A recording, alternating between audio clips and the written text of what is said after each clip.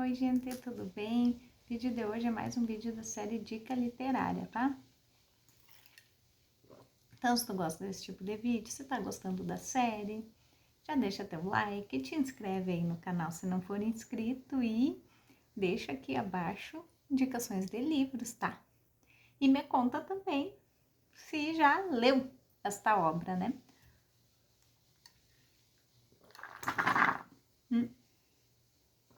Chapolin. Dando continuidade, então, à coleção, né?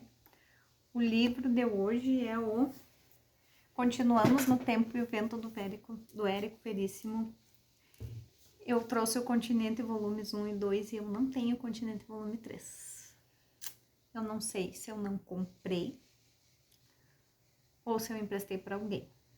Mas o fato é que eu não tenho. Eu procurei, por isso que eu demorei a voltar com a série, porque eu procurei. Não tem na internet para vender, não tem nas livrarias para pedir, não tem. E eu não vou comprar, tem só os boxes fechados, mas eu não vou comprar um box fechado por causa de um livro, porque todos os outros eu tenho, né? Então, se alguém tiver ou souber onde comprar, comenta aqui abaixo também que eu vou atrás, tá? Mas hoje, então, vamos para o Retrato, volume 1. Agora mudou, né? Agora estamos na azul. É a segunda parte da trilogia O Tempo e o Vento. É do Érico Veríssimo, né? Percorre a história do Brasil e do Rio Grande do Sul. Vou ler a sinopse, é melhor. Acompanhando a trajetória da família Terra Cambará. Aqui, Rodrigo Cambará, bisneto do heróico Capitão Rodrigo, tem os livros separados, tem o livro da Na Terra, tem o certo Capitão Rodrigo, né, que são todos inseridos nessa história, tá? Mas tu consegue ler os livros separados. Homem sedutor, sobranceiro, torna-se líder populista, amante das causas populares e da própria imagem. Por isso o retrato. Seu projeto é modernizar tudo, da casa onde vive a cidade inteira, e proteger os pobres. Depois de aderir ao governo Getúlio Vargas, eu gosto muito das obras em geral do Érico Veríssimo, em especial essa obra, porque ele mistura a história do Brasil e a história do Rio Grande com fatos fictícios, mas ele te insere numa linha do tempo que fica difícil. E são assim, ó, são personagens que facilmente tu encontra nessa nossa região aqui do sul, sabe? Que facilmente tu encontra, claro que não o Rodrigo, né? O Rodrigo. Mas ele poderia ser qualquer um, entende? E os outros personagens também, né? Depois da aderir ao governo de Getúlio Vargas, muda-se para o Rio de Janeiro durante o Estado Novo. Em 45, porém, com a queda de Vargas já muito doente, Rodrigo volta à cidade natal para um ajuste de contas com a família. Essas obras, elas vão e voltam, né? Passado, presente e futuro, né? Essa é uma mangueira de uma fazenda, né? Essa imagem aqui. E ela tem uma continuidade, ó. Tá? Aqui, ó. A folha de rosto, né? Aqui.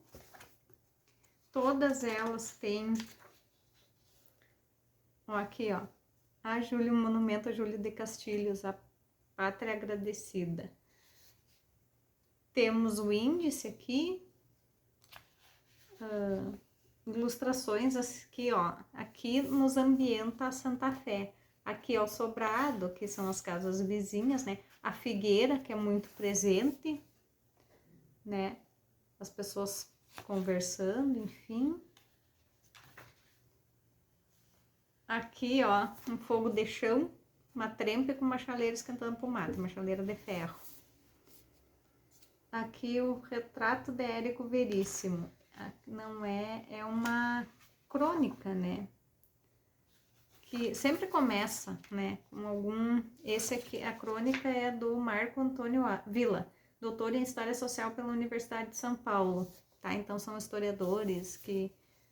Aqui, ó, era muito comum ter esses relógios nas casas mais abastadas, antigas, né? Aqui todo, né? Toda a obra tem árvore genealógica, ela começa igual, tá? Rosa dos Ventos é o primeiro capítulo. Naquela tarde de princípios de novembro, o sueste que sobrava sob os céus de Santa Fé punha inquietos os cataventos, as pandorgas, as nuvens e as gentes. Estava ventando muito. Fazia bater portas e janelas, arrebatava de cordas e cercas as roupas postas a secar nos quintais. Erguia as saias das mulheres, desmanchava-lhes os cabelos. É difícil assim nessa época. Até hoje, assim, baile de CTG, tu vê as prendas de coque, de trans. Tipo, mulher de cabelo solto, assim, não se via, né? Elas estavam sempre muito bem penteadas, né? Arremessava no ar o cisco e a poeira das ruas. Era tudo terra, né, gente? Não tinha calçamento, não tinha asfalto, tinha pedra. Dando à atmosfera uma certa aspereza e um agourento arrepio de fim do mundo. Daí aqui ele ambienta a cidade, né? Um funcionário da prefeitura sai na janela e diz, ô tempo brabo. Numa outra dona de casa, no quintal, recolhendo a roupa, diz, para um vivente fica fora do juízo. Todo mundo reclamando da ventania, né? Esses ventos secos de novembro, assim, que dá uma certa angústia. Proprietário da farmácia Humanidade, dirigindo-se ao prático. Prático seria um atendente de farmácia, né, nos dias de hoje. Debruçado sobre o balcão, mascava ainda o palito do almoço. Resmungou, dia de vender colírio e aspirina. Aí aqui ele vai...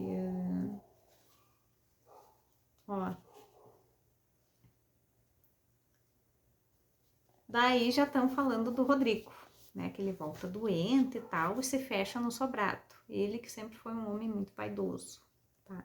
Isso a história conta, Eu tô tentando...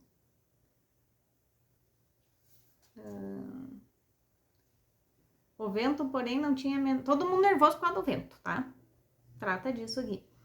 O vento, porém, não tinha a menor influência irritante sobre os nervos de Aderbal Quadros, o velho babalo. Acocorado no pomar de sua chácara, nos arredores da Santa Fé, esse vencera o sogro do Rodrigo Cambará. Estava ele, havia alguns minutos, a arrancar guanchuma no chão. Ele acendeu um pito e tal, né? Assim, o casamento do Rodrigo com a Flora foi arranjado. O Rodrigo era um homem muito rico, o Aderbal já havia sido um homem muito rico, perdeu tudo, ou quase tudo, e daí casou a filha com o Rodrigo, tá? Aqui já é uma parte mais moderna, assim, as moças já são mais avançadas, algumas, né? Já são mais avançadas, né? Já se tem amantes abertamente. Aqui, Cuca começou a atravessar, são vários personagens assim, mas tu tem a impressão que tu conhece eles, né? Cuca começou a atravessar a praça em diagonal, olhando para a própria sombra na terra batida, de um vermelho queimado. Lembrava-se das muitas vezes em que ele e Rodrigo, ainda meninos, cruzaram aquela praça, que é aquela praça que eu mostrei aqui na frente, da figueira, do banco, do sobrado, tá? Pisando aquele chão onde as sombras de ambos se confundiam. Cuca estava perturbado. A proximidade do sobrado lhe causava uma certa emoção. Menino pobre, orgulhava-se de frequentar aquela casa grande e rica, de ser amigo de Toribe e Rodrigo. Toribe é o irmão do Rodrigo, que é bem chucrão, assim, bem... O Rodrigo se formou médico, era todo, né, frescote. O frescote no sentido, né, remetendo à época, né, ele se vestia bem, ele era preocupado com a aparência, com perfume, né, coisas que os homens não eram, né. E o Toríbio não era. Enfim, né? Aqui eles... Então, assim, a cidade está comovida com a volta do Rodrigo e doente e velho, tá? Daí aqui o outro capítulo é o Chantecler, ó. Aqui já voltamos ao passado, quando o Rodrigo volta do Rio depois de estudar, depois de se formar médico. Rodrigo saltou do trem e precipitou-se a correr na direção de Liroca. Liroca era um amigo dele também. Atiraram-se um nos braços do outro e ficaram por algum tempo se darem sonoras palmadas nas costas. E daí aqui... É que assim, a gente, eu não quero dar muito spoiler, porque apesar de ser uma obra antiga, né? Teve muita gente que não leu. E assim, a tudo eu acho muito interessante. Então, assim, eu podia ler o livro inteiro aqui pra vocês, sabe? Vamos lá. Daí aqui, ó, tem um castelhano que é o que pinta o retrato, o Pepe. Foi a última obra de arte que ele fez e virou um beberrão. Meio místico, assim, não se sabe por quê. Que foi a grande obra dele, a última. Ele nunca mais pintou nada que prestasse, tá? E dele tem meio que uma dor daquilo, né? Aqui, ó, Correio do Povo, de 13 de fevereiro, noticiava que o Marechal Hermes da Fonseca chegara a Porto Alegre. Correio do Povo é um jornal que nós temos aqui no Rio Grande do Sul, realmente. Até os dias de hoje, sabe? Aí, o Rodrigo, como era oposição, lança a Farpa, que era um jornal da cidade, né? Que fazia oposição ao Correio do Povo e ao outro jornal que tinha na cidade. Vamos aqui pro final, né? Esse vídeo já tá comprido. Aqui, ó. Ao chegar ao sobrado, encontrou o pai de cara amarrada. Rodrigo, né? O pai era o Licurgo. Já fiquei sabendo das suas estrepolias. Aqui eles estão tratando... É uma campanha política. E as campanhas políticas nessa nossa região sempre, até hoje, são muito acirradas. Hoje são mais cometidas nos traços de violência. Na época era violência, eles se matavam, né? Enfim. E deu uma ocorrência aí numa dessas campanhas, né? A Prefeitura de Santa Fé. Já fiquei sabendo de suas estrepolias. O Veiga me telefonou fazendo queixa do senhor. Ah, não é... Desculpa, eu errei. Não era o Rodrigo que chegou, foi o Turíbio. Que é... Gente, é uma figura maravilhosa. Toríbio nada disse. Eles respeitavam muito o pai, né? Tinha muito disso, tipo... O pai podia estar errado, mas era lei. O pai falava, se aquietava. E Rodrigo, que se achava presente, percebeu imediatamente que o velho não estava muito disposto a repreender o filho. Tipo, no fundo, ele concordava com o que o Turíbio fez. Eu não me lembro o que foi, mas deve ter sido alguma abragerada. Por alguns instantes, desculpe, nenhum dos três falou.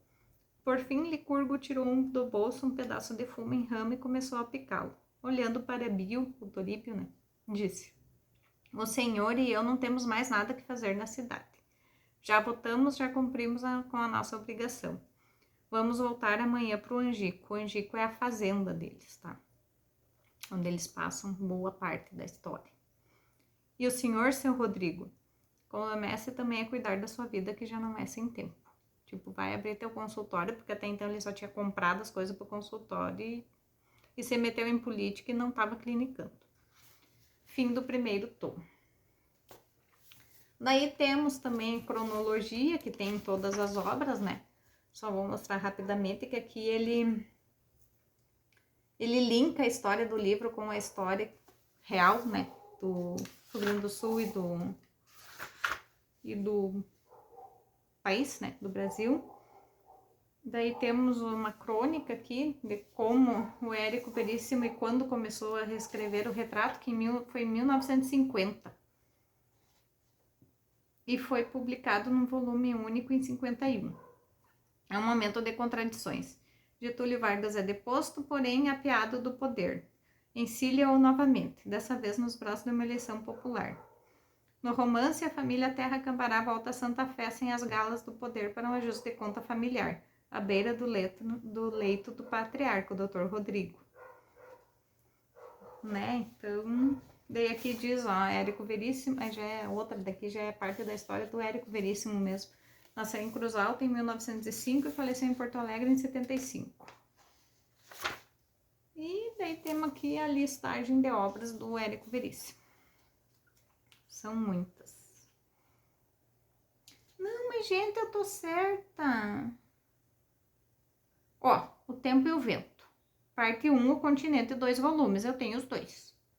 Parte 2, O Retrato, 2 volumes. Eu tenho os dois. E o Arquipélago, 3 volumes. Eu tenho os 3. Eu tenho todo. Onde é que eu tirei o Continente, volume 3? Claro que eu nunca vou achar. Enfim. A gente vai chegando perto dos 40, a cabeça já não ajuda. Então era isso, gente. Tá aí a minha dica literária, né? Espero que tenham gostado. Comenta aí abaixo, né? Se tu já leu, já ouviu falar do autor, né? E dê dicas de livros aí para nós compartilharmos. Tá, gente? Um beijo e até o próximo vídeo. Tchau, tchau.